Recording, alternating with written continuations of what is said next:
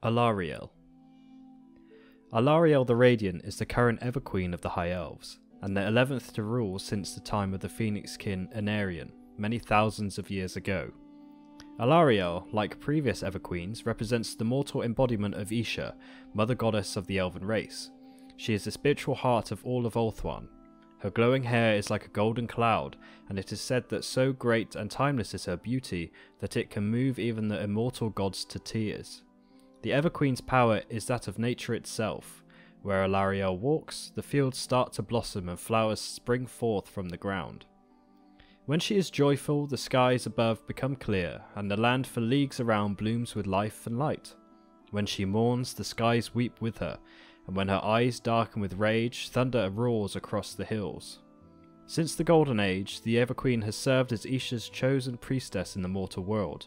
Whilst the tradition of the Phoenix-kin is relatively new, a mere 6,500 years in age, there has always been an Everqueen ruling the enchanted isles of Ulthuan. Alarielle was born as the child of the previous Everqueen and Phoenix King. As tradition dictated, she was separated from her mother from birth, and was swept into a far-off and hidden place from which she grew up in secrecy. When her mother died by poison from the assassin Urian Poisonblade, Alarielle eventually came out of hiding and was to be presented with Everlorn to be crowned the next Everqueen. Though still young in terms of elven lifespan, Alarielle was destined to lead her people during an invasion the likes of which had never been seen since the Great Sundering of ancient times. During the time of the Great War against Chaos, the crowning of Alarielle would mark the beginning of Malekith's invasion of Ulthuan. From the north, the Dark Elves swept through Ulthuan, looting, burning and pillaging. Allied with the servants of the four powers of chaos, they seemed unstoppable. The gigantic black arcs of Naggaroth vomiting forth a wave of corruption onto the shores of the elf lands. Ships of rune-woven red iron wrought frenzied chaos warriors to Ulthuan, and the Witch King and Naggaroth once more set forth on the land from where he'd so long ago been driven. Everywhere the unprepared elves suffered defeat after defeat at the hands of the chaos-worshipping kin, and the lands of men things went no better. The shattered empire, long a cauldron of factional strife, could not stand against the tide of chaos. It was a time of blood and darkness. The world was ending in death and despair. Tyrion was in Avalorn at the court of Alarielle, the newly crowned Everqueen, when the Dark Elves came. The thunderous voices of their beasts filled the ancient woods. The shrill blast of their brazen trumpets echoed triumphantly through the heart of the land. Hurriedly, the maiden guard of the Queen moved to meet the threat of their lady. A hastily assembled force of warriors was thrown into battle, but to no avail. The Dark Elves were too strong, and it looked as if the Everqueen, the spiritual leader of Ulthuan, would fall into their clutches. In desperation, Tyrion pulled her from her silk pavilion and cut a bloody path clear of the massacre, slaying any Dark Elf that got in his way. As they fled, Tyrion was stabbed by the blade of a witch elf, but disregarded his wound, and the two escaped into the heart of the ancient forests and disappeared. Word of the Everqueen's loss spread throughout the kingdoms, and the hearts of the elves were filled with despair. When the news of his brother's disappearance reached the White Tower, Teclis refused to believe his brother was dead. From birth, he and Tyrion had shared a special link, and he was convinced that if Tyrion were dead, he would know. He decided to leave the tower and seek him out. Using all of his cunning, he forged himself a blade and wove it round with deadly enchantments. Seeing that Teclis could not be dissuaded, the High Lawmaster gifted him with the War Crown of Saffrey and let him go. He sensed destiny in the youth and knew that the fate of the Elven Kingdoms rested on his shoulders. Teclis was stronger now. The potions of the Lawmasters had gone a long way towards giving him mortal strength. The High Lawmaster hoped it would be enough. Tyrion and the Everqueen fled through a land laid waste by war. The old forest burned as the Dark Elves took vengeance for their long exile. An army of Illyrian horsemen was destroyed in the field by the Witch King's sorcery. The princes of Calador strove unsuccessfully to wake the last dragons, while the great knives of Lothern were driven from the seas by the Chaos fleets. A dark elven army retook the blighted isle of the Altar of Cain fell once more into their hands. Triumph followed triumph for the spawn of Naggaroth. Bitter defeat piled upon bitter defeat for the High Elves. The Dark Elves were filled with glee at the news of the loss of Alarielle, but the Witch King refused to believe the rumour of her death. He insisted that her body be found so he could display it crucified upon his standard. 4 assassins stood before him and pledged to know no rest until they brought him her corpse. The Dark Elves sought the pair everywhere. Tyrion and the Everqueen often hid, blindly writhing through the loam to avoid the eyes of Dark Elf patrols. As the Witch Elf poison gripped him, Tyrion grew even weaker and more feverish, but with her land disrupted, the young Everqueen could not find the power to save him. The High Elves were reduced to fighting guerrilla war in their own lands, while the Servants of Darkness reigned everywhere, but now a new rumour filled all ears. A sorcerer was abroad, and no one could stand against him. He was a pale young youth who wore the crown of Saffari. Where he walked, the Dark Elves trembled, for he commanded the powers of magic as if born to them. His words summoned lightning and cast down monsters and destroyed Chaos Warriors with a word. The Slaaneshi champion Albrecht Neumann challenged him to a battle, but he and all of his followers were in an instant reduced to dust. He intervened at the Battle of Harath Ford and slew Ferric Casterman's Coven of 10, the most feared Tzeentchian sorcerers of the day. These were small victories, but in those days of darkness they gave the High Elves some hope. Hope was what the folk of Ulthuan's many kingdoms desperately needed. The Claw of Chaos held the island continent firmly in its grip. From Trace in the north to Etatine in the south, the elf lands were overrun. Not even the waters of the inner sea were free of Dark Elf incursion. Ships were carved from the blighted forests with supernatural speed, and raiders moved as far as the Isle of the Dead before being turned back by the warding spells. Only in Saffari, around the White Tower, and by the walls of the mighty fortress city of Lothern were the Dark Elves halted, and even there things looked grim. 3 Black Arcs laid siege to the great lighthouse of Lothern, the glittering tower. By day and night spell blasts and siege engine shots battered the walls.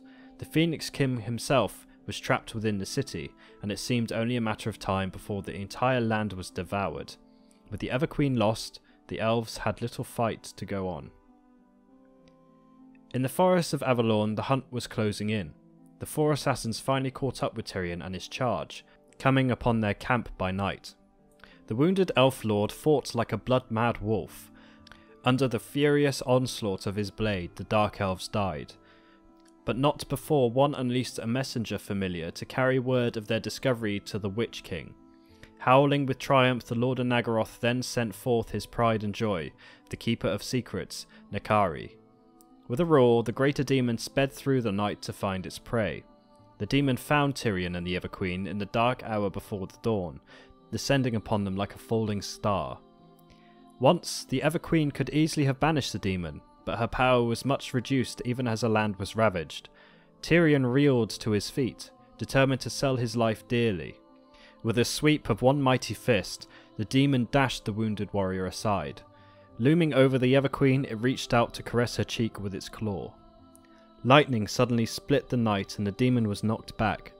A frail-looking figure emerged from the forest. On his head was the horned-mooned helm of Saffari, and he swiftly took up position between the Queen and the Keeper of Secrets. With an angry bellow, the demon rose to confront him. Teclis spoke words of thunder, and a sphere of coruscating energy leapt forth, its touch instantly casting the demon back into the realm of chaos. Swiftly Teclis went to his brother's aid. Using all the healing lore he had learned in the White Tower, he managed to summon Tyrion's spirit back from the brink of death's abyss. When the demon's defeat was revealed in his black orb of seeing, the Witch King was enraged. He ordered 1,000 enslaved elf prisoners sacrificed to Slaanesh immediately. The war blazed on with renewed ferocity. Teclis guided the Everqueen and his twin to the shores of the Inner Sea. There they were picked up by a white ship crewed by the remnants of the Queen's Guard. This carried them to the plain of Finnerville, where the shattered remnants of the elf armies were assembling for a desperate last stand. Charioteers from Tiranoc raced into position between Silverhelm cavalry and spearmen from Clothique and Yvresse. Illyrian cavalrymen mustered beside the elite white lions of Trace. Griffin-mounted elf lords soared over the army. Sword masters of the White Tower formed upon alongside the Everqueen's maiden guard. When word of the Everqueen's presence was known, a great cheer went up from the army, and all the warriors gained new heart. With the Everqueen's presence, the High Elves fought on harder than before. and with Tyrion leading them on the battlefield, the Witch King was banished from the mortal plane and Ulthuan was finally saved. As a servant of light and nature, the Everqueen is opposed to corruption in all its forms. Thus does she remain above the petty intrigues of her own court. Not even the most devious heart can conceal an untruth from her pure, unflinching gaze. More importantly, her presence is anathema to tainted creatures of all kinds. She can banish demons with a single touch, and unravel the dark bindings of the undead with but a gesture. All the benevolent gifts of Isha are hers to wield, no wound is beyond her skill to mend, and there is no shadow upon the heart that she cannot banish. Alas, Alarielle's powers recede as the dark tide of chaos grows stronger and the mortal world cries out in torment. When the power of chaos is at its peak, even her mortal form grows weak, the brilliant gold on her hair fading almost to pure white, her limbs growing brittle. At times the elven race stands upon the brink of extinction. Should the Everqueen perish, her people would surely pass into darkness soon after. The Everqueen does not fight in a conventional manner, and eschews weapons of all kinds, but she is no less dangerous for it. Her touch, so soothing to the pure-hearted, is anathema to those with even a taint of corruption to their hearts. The victim might not feel anything at first, but as the magic of her touch travels through his body, it grows more powerful, feeding off every black desire and cruel purpose. Moments later, the foe is naught but a cleansed and withered corpse, his evil forever purged by Isha's light. Moreover, Alarielle wields the winds of life and light with all the skill of Safary's most learned High Elves mages, and can call forth great storms of cleansing energy to sweep the agents of darkness from her hallowed presence. Whilst most of her predecessors deliberately stayed as distant from war as circumstances would allow, Alarielle has made a point of leading armies in Ulthuan's defence. At the start of her reign, she had little choice, for Avalon was overrun by dark elves and worshippers of chaos. With her nation overwhelmed and the Phoenix King under siege in Lothern, it fell to Alarielle to rally the High Elves in Ulthuan's defence upon the Finneval Plain. Since then, Alarielle has commanded many armies in the Phoenix King's stead, whilst Finnebar remains ensconced in the highest tower of Lothern, pursuing an agenda hidden from all but his closest allies.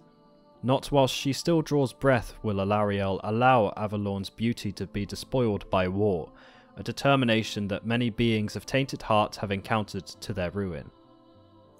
So it is that a High Elf army might find glorious aid in its darkest hour. As dawn breaks, one of the Everqueen's handmaidens sounds the horn of Isha, so that the goddess might notice her high priestesses upon the field of battle. Then the banner of Avalon is raised high, its living thread shimmering in the sunshine. As word spreads of Alarielle's arrival, despair vanishes like shadows in daylight, and a newfound resolve arises to take its place. Then the horn of Isha sounds once more, spurring the assembled elves onward into deeds